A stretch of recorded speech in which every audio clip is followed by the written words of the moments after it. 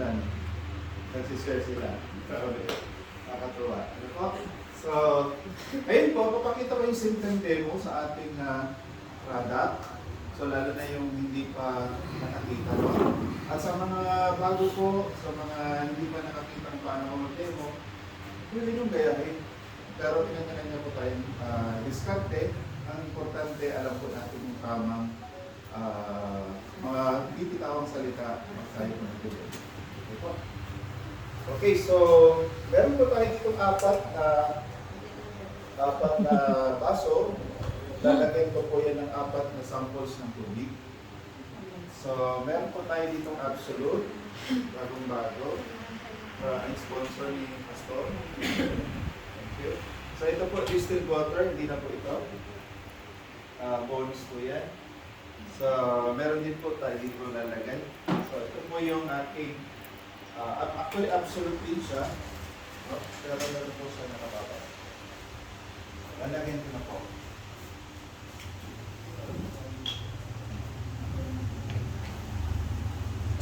Siyempre po, kailangan po mugasan kasi baka contaminated po yung sigalan. Kasi sa lagi kong ginagamit siya, so kailangan po mugasan. So anyway, zero naman po yung naman ito.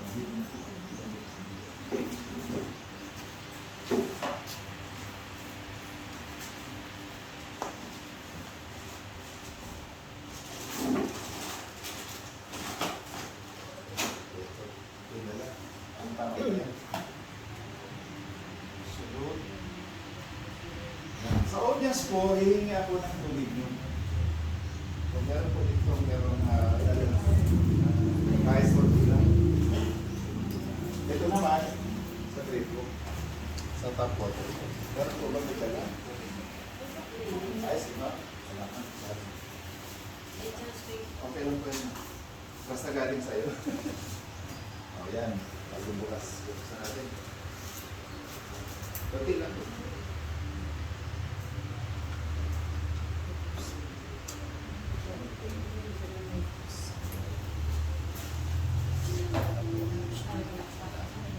Sunod.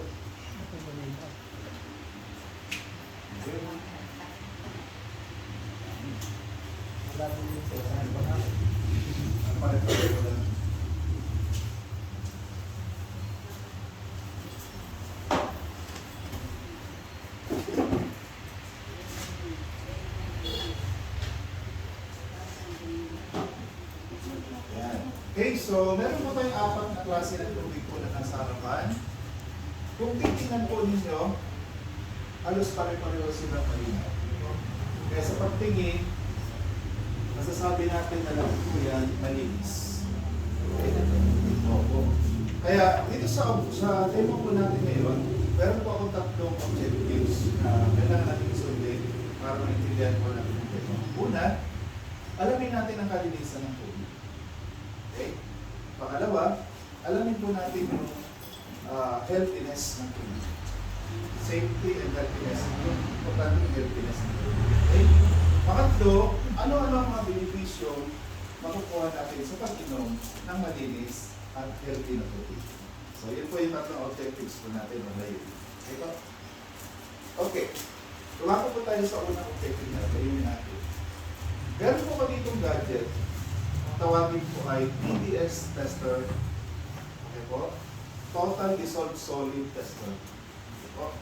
So, parang yung lagnat. Hindi mo masasabi kung gaano kataas o kababa pag hindi mo ginamitan ng thermometer.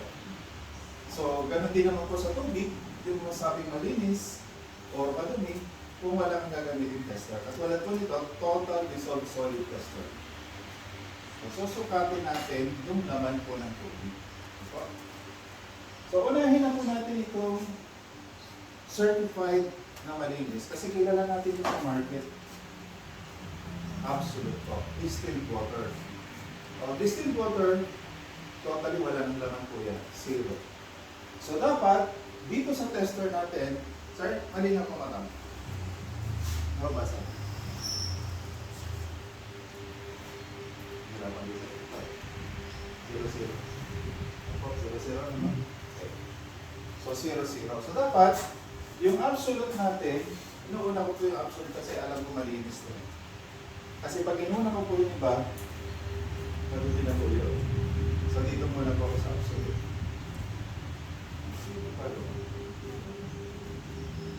May 2. So, ulitin ko po yan. Kasi pag may 2 po yan, ibig sabihin, may contamination yung pwede yung aking gamit o yung passages. Okay? Kasi pwede pa kung tatlong beses.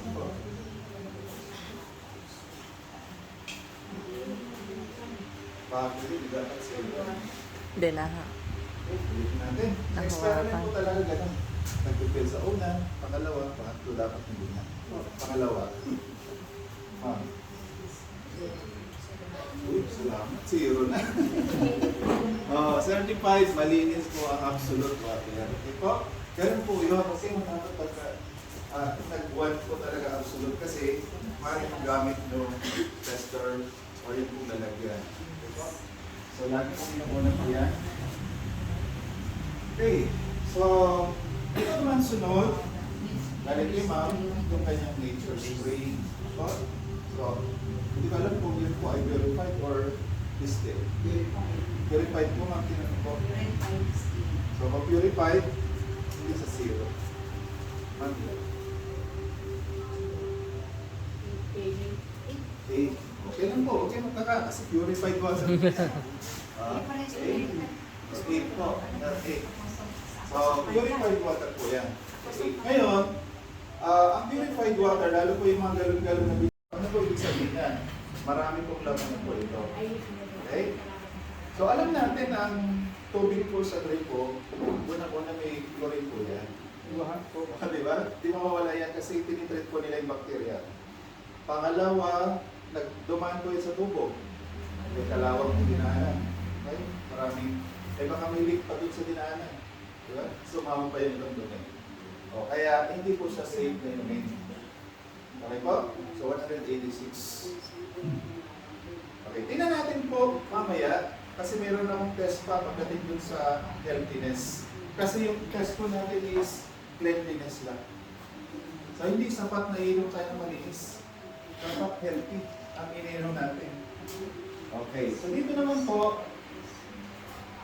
okay lang, hugasan ko na dito sa 0 kasi na-test ko naman. Galing na po doon. Para po medyo reliable o accurate naman po yung ating basa dito.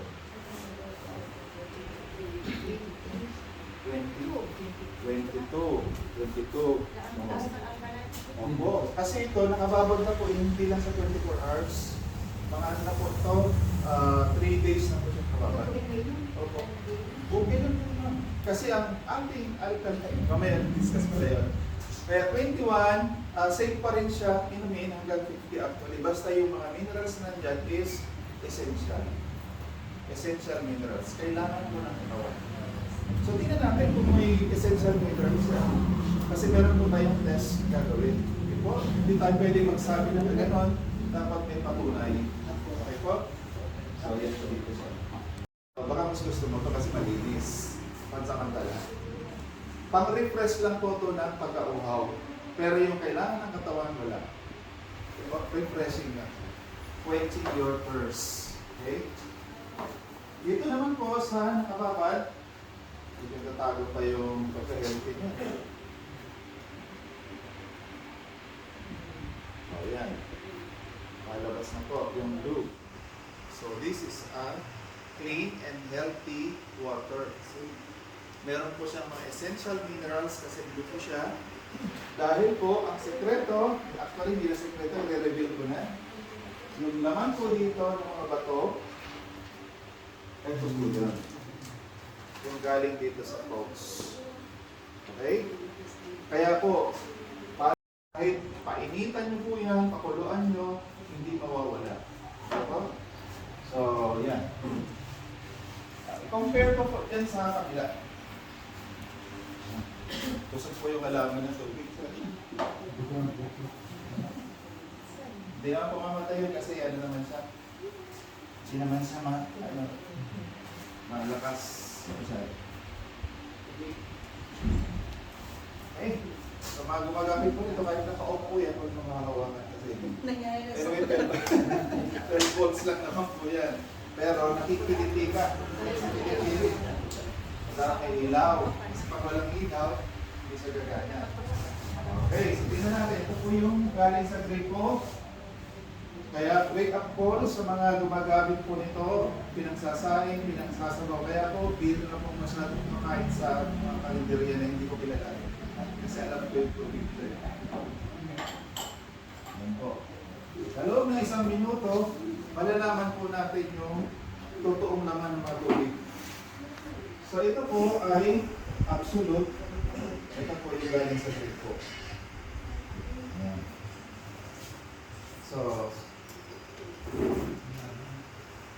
So, mapapansin niyo po, meron na bumula-bula dito. Okay? Saka mamaya, papahin po sa inyo, mainit po yan. May mga heavy metals po. Ang heavy metals po ay lason sa katawan. Lason po yan. Okay?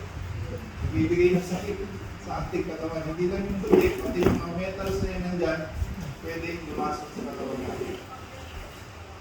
Wala pa mga ganit. Kaya natin mga 20 seconds na lang. Kadiri.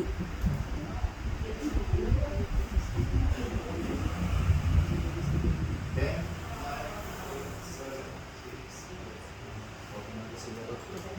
So, sabi nga, pag masyadong matagal, baka sa dami ng meron pong na-test na mga lugar, ang tataas ng TDS, total result sorry. Meron ba nag-share, no? 4,000 plus. Grabe.